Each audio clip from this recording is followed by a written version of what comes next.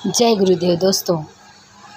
हम आज योग वशिष्ठ महारामायण जो हमारे ऋषियों की सर्वश्रेष्ठम कृति है, हमें सर्वश्रेष्ठम कृति लगती है, पर जब योग वशिष्ठ जी ने इस योग वशिष्ठ की निर्माण किया तभी उन्होंने 13 ग्रंथ लिखे थे। 13 ग्रंथ में योग सूत्र को उन्होंने सर्वश्रेष्ठ ग्रंथ माना था और योग वशिष्ठ को सबसे बेकार है। मतलब उनके लिखने में, अपनी लेखन में उन्होंने इसे अच्छा नहीं समझा था, पर ये सर्वश्रेष्ठ आज के समय के लिए, क्योंकि हमारी उनके सारे ग्रंथों को नष्ट कर दिया गया, वो एक अलग मैटर है। पर आज हम इस योग वशिष्ठ की महानता, श्रेष्ठता और वो जो ज्ञान हम इंसानों में जो आज सबकॉन्शियस माइंड अफर्मेशन और क्या है एट्रैक्शन, पता नहीं क्या क्या बोलते हैं, वो सब इन्हीं ग्रंथों से वैज्ञानिकों ने लिया है। साइंटिस्टों ने उन्हीं का आज खोज कर रहे हैं। जहाँ पर साइंस ख़त्म होता है वहाँ से अध्यात्म शुरू होता है। यह इस ग्रंथ को जो जान लेगा, ये बहुत ही शुद्ध हिंदी में है और क्लिष्ट हिंदी है, समझ नहीं आता आज के समय में, क्योंकि आज का जनरेशन अलग है, आज की शिक्षा अलग है, इसलिए। पर इसे हम थोड़ा सा समझने की कोशिश करेंगे। उन शब्दों में ये इसी का एक भाग है, 1% मात्र है, जो आज साइंटिस्ट लोग बोलते हैं कि सर्वश्रेष्ठ। हमारे यूरोप की कंट्री के लोग 200 साल पहले इन्हीं के सार को उन्होंने रिसर्च किया। हमारे रिसर्चर साइंटिस्ट ऋषि मुनियों की देन को उन्होंने रिसर्च किया और पाया और अच्छी उपलब्धि पाई।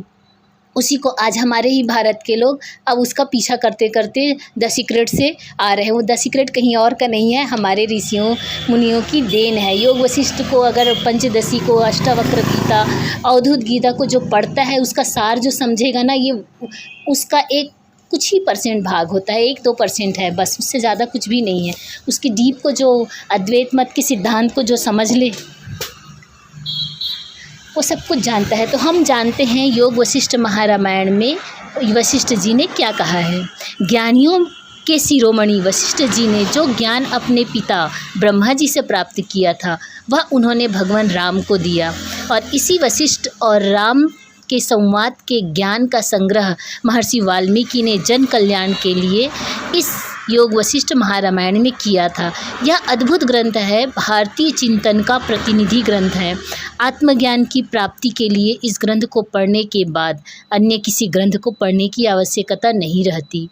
यह ग्रंथ सब दुखों का नाश करने वाला, मन को अत्यंत ही आश्वासन देने वाला, मन पर विजय प्राप्त करने वाला और महा आनंद प्राप्ति का एकमात्र साधन है। जो इसका नित्य श्रवण करता है, चिंतन करता है, वह इस प्रकाशमयी बुद्धि वाले को बोध, ज्ञान से भी परे का बोध हो जाता है और इसमें कुछ भी संशय नहीं है। जप तप तीर्थ से स्वर्ग की प्राप्ति होती है, मोक्ष की नहीं। मोक्ष प्राप्ति के लिए तो हमारे इन ग्रंथों की एकमात्र साधन है। भारतीय अध्यात्म ग्रंथों में योग वशिष्ठ का स्थान सर्वोपरि है। अद्वैत की साधना को परिपुष्ट करने वाला, अध्यात्म के गूढ़ सिद्धांतों का विवेचन करने वाला, भारतीय दर्शन की मान्यताओं का समस्त सार इसमें ही समाहित है। भारतीय चिंतन का यह प्रतिनिधित्व ग्रंथ है और जिसके मनन से समस्त भ्रांतिपूर्ण धारणाएं निर्मूल होकर सत्य स्वरूप का ज्ञान हो जाता है। महर्षि वशिष्ठ ने जो ज्ञान अपने पिता ब्रह्मा जी से प्राप्त किया था, वह उन्होंने भगवान राम को दिया और जिससे वह जीवन मुक्त होकर रहे। और इसी वशिष्ठ और राम संवाद के ज्ञान का संग्रह महर्षि वाल्मीकि ने हम जन कल्याण के लिए किया था। यह ग्रंथ केवल तात्विक विवेचन ही नहीं है, अपितु मोक्ष का साधन विधि है।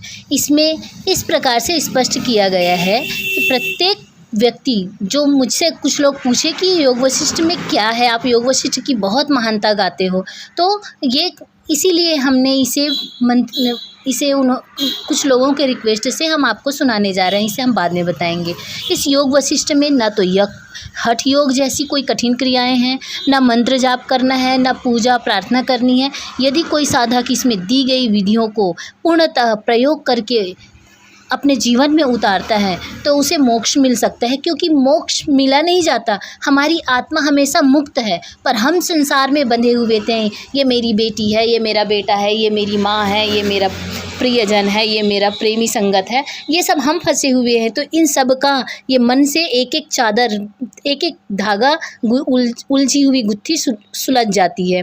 तो इस ग्रंथ को पढ़ने से अन्य और किसी ग्रंथ को पढ़ने की आवश्यकता ही नहीं है, सारा सार इसमें भरा पड़ा है।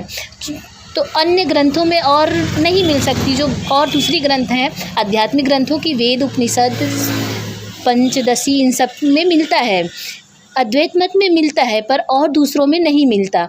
तो महर्षि वशिष्ठ ने अनेक उदाहरणों के माध्यम से जो ज्ञान भगवान राम को दिया, वही योग वशिष्ठ के नाम से इस अमर ग्रंथ वेदांत का सारभूत उपदेश माना गया है, जिसे अब नवीनतम शैली में श्री नंदलाल दसोरा जी ने समझाने का अनथक प्रयास किया है। उसी को पढ़ करके, उसी का अध्ययन कर करके, और कुछ लोगों के रिक्वेस्ट से हमने भी ये प्रयास कर रहे हैं कि हम रोज़ एक एक, जितना हो सकता है 10 मिनट 15 मिनट हम आप लोगों को बताएंगे और पढ़ के सुनाएंगे, क्योंकि लोग पढ़ना कठिन है।